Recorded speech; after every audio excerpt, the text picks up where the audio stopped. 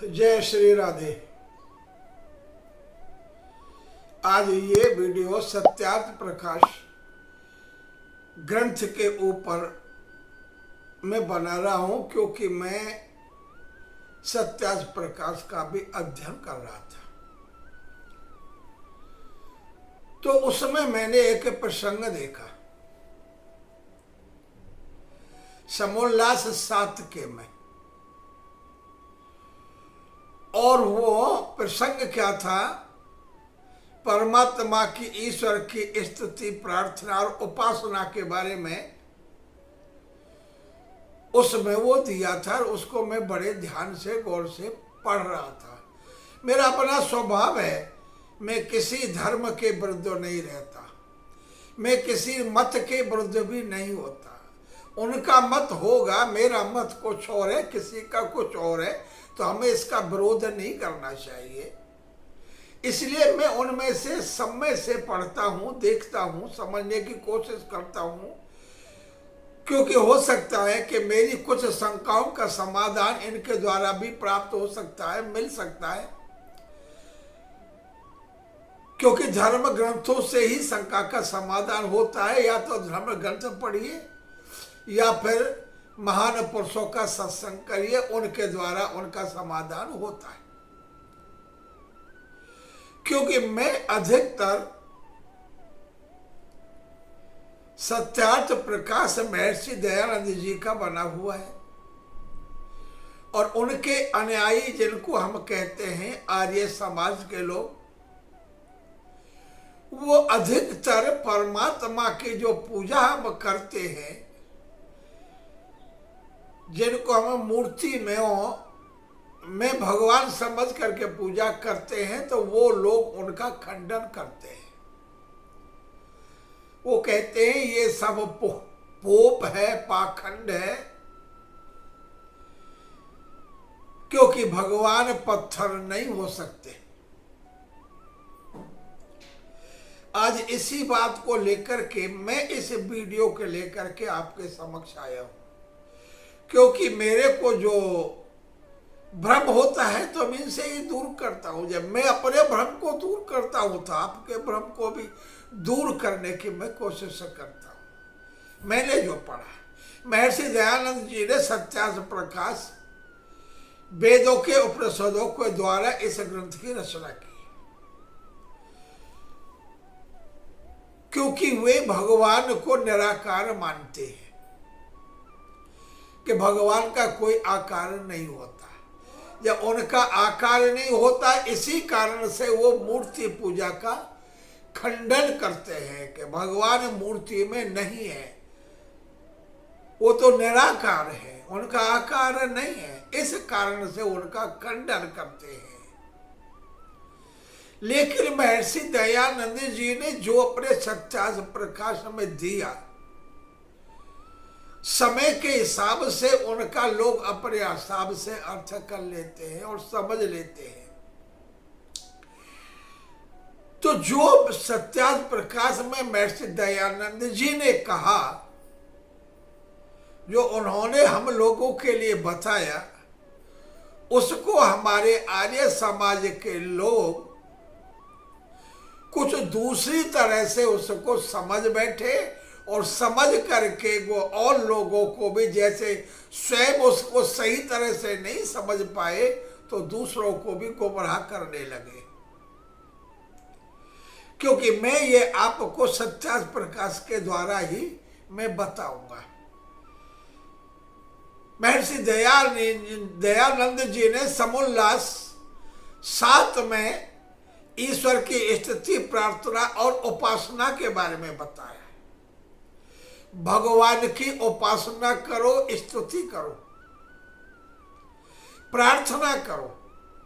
जब वह ईश्वर से स्तुति करेंगे हम लोग, प्रार्थना करेंगे हम लोग, उपासना करेंगे हम लोग, तो वह ऑटोमेटिक ही द्वैत खड़ा हो जाएगा। एक तो मैं जो करने वाला हूं, एक वो जिसकी स्तुति, प्रार्थना या उपासना की जाती है, तो फिर वहां द्वैत खड़ा हो जाता है। क्या हो जाता है? द्वैत खड़ा। जब द्वैत खड़ा है तो उसको सामने वाले ईश्वर को किस रूप में मान करके उनकी स्तुति की जाए, प्रार्थना की जाए या उनकी उपासना की जाए, तो कोई ना कोई तो उनके रूप को मानना ही पड़ेगा ना, तभी तो उसकी स्तुति प्रार्थना होगी।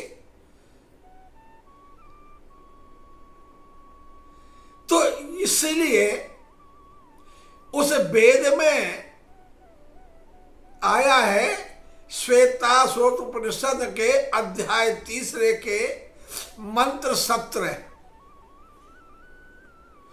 उसमें क्या लिखा है,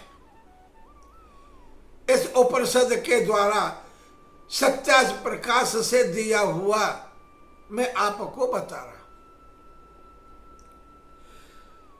सर्वेंद्रिय गुणाभासम सर्वेंद्रिय इन विवर्जितम सर्वस्य प्रभु मीशानम सर्वस्य शरणम बृहत।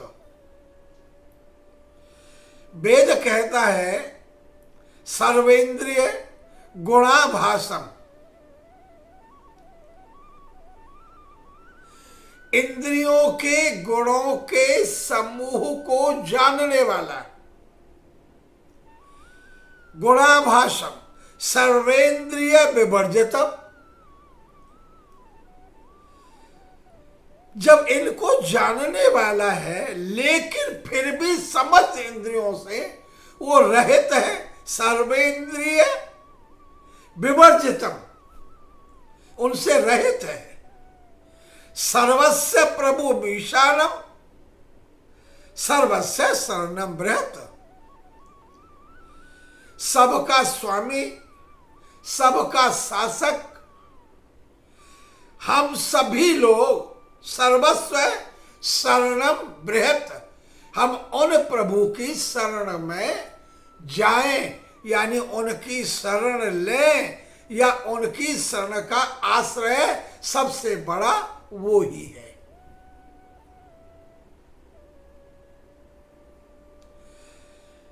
इस वेद के इस मंत्र से ये लोग स्पष्ट करना चाहते हैं कि प्रभु सर्व इंद्रियों से रहित होकर भी सब इंद्रियों के गुणों को वो जानते हैं और वो सबके शासक है, नियामक है। इससे आगे के श्लोक में फिर वो कह रहे हैं, इसी उपनिषद के 3 अध्याय के मंत्र है 18, नव द्वारे पुरी देहि हंसो ले लायते वही बंसी सर्वस्य लोकस्य स्थावरस्य चरसो। संपूर्ण जगत स्थावर हो या जंगम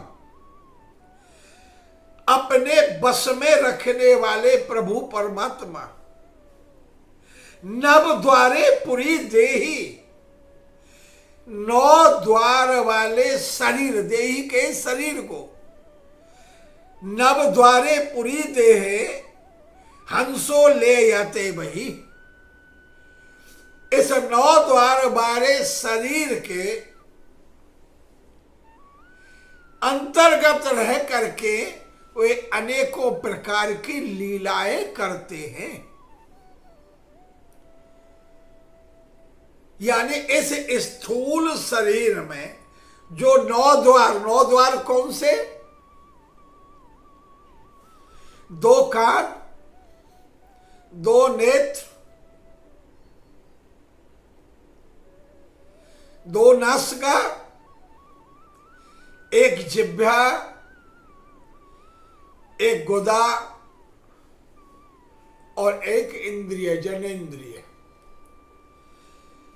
ये 9 द्वार हैं इस देही के। इन 9 द्वार वाले शरीर में रह करके प्रभु उस परमात्मा इस जगत में अनेक प्रकार की लीलाएं करते हैं। तात्पर्य क्या हुआ कि वो प्रभु वो परमात्मा ऐसा नहीं है, क्योंकि वेद यही कहता है कि जो अंदर है वही बाहर है और जो बाहर है वही अंदर है।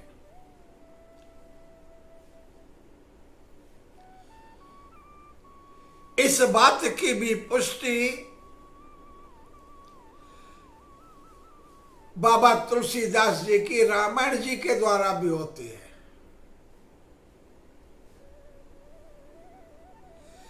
बिन पद चले सुने बिन काना और कर विध कर्म करें विध नाना। प्रभु परमात्मा बिना पैर के चलते हैं, बिना कान के सुनते हैं और बिना हाथ के अनेकों प्रकार के कर्म भी करते हैं। ये कौन कहती है? रामायण कह रही है, तुलसीदास बाबा जी की। आनन रहित सकल रस भोगी बिन बानी बगता बड़ जोगी। अब आप समझिए, जिह्वा भी नहीं है रस लेने के लिए, बाड़ी भी नहीं है लेकिन बकता है मधुर बाड़ी के। कहते हैं ना कि प्रभु निराकार, निराकार होते हुए भी वो ये कार्य करते हैं। बिन पद चले सुनी बिन काना कर बिन कर्म करे बिन नाना। आनन रहित सकल रस भोगी बिन बाणी बगता बड़ जोगी। और क्या कहते हैं तुलसीदास जी? तन बिन परस नैन बिन देखा गृह ग्राण बिन वास अशेषा। अत सब भास अलौकिक करने महिमा जास जाए नहीं है बरने। अनेकों प्रकार की लीलाएं प्रभु करते हैं, उनकी महिमा का वखान कोई नहीं कर सकता। जो इस वेद में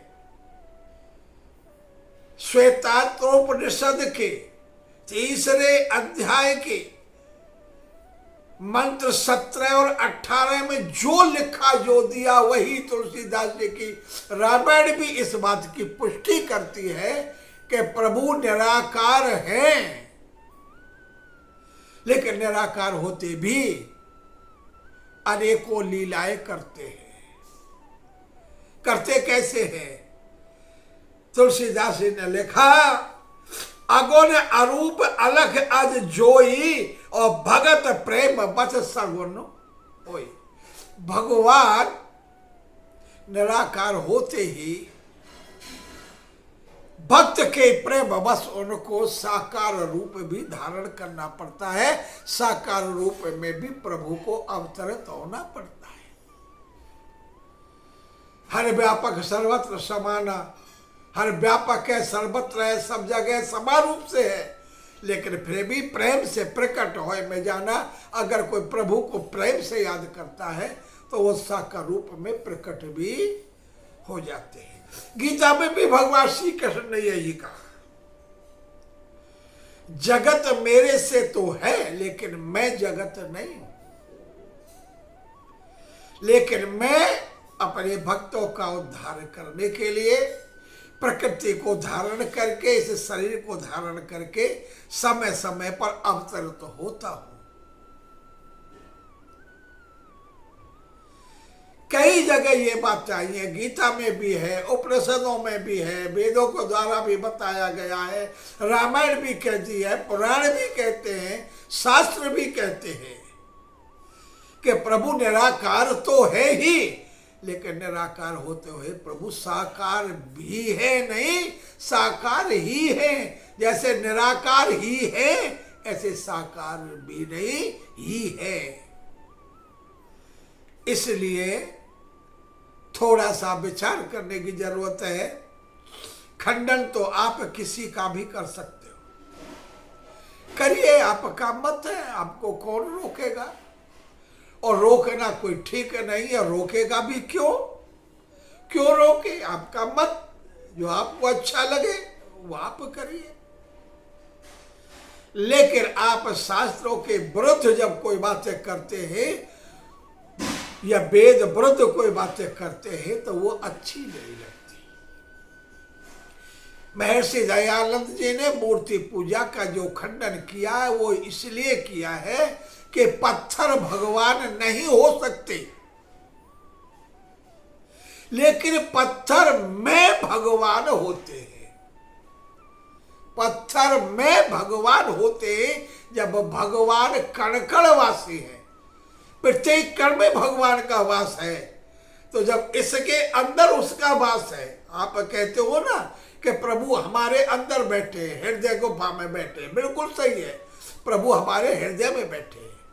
या हमारे हृदय में बैठे, आपके हृदय में बैठे, कण कण में व्याप्त है, तो ऐसी जगह कौन सी है जहां पर वो नहीं हो? उसमें भी व्याप्त होंगे। हर व्यापक सब जगह बताए गए हैं। तो जब सब जगह है, कण कण में है, तो क्या उस पत्थर में नहीं हो सकते? इसलिए पत्थर में भी भगवान होते हैं, पत्थर भगवान नहीं होता।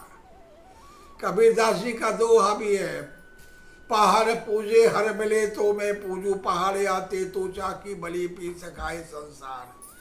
वहां पर उन्होंने पत्थर पूजा की मने की है। किसकी की है मने? पत्थर की।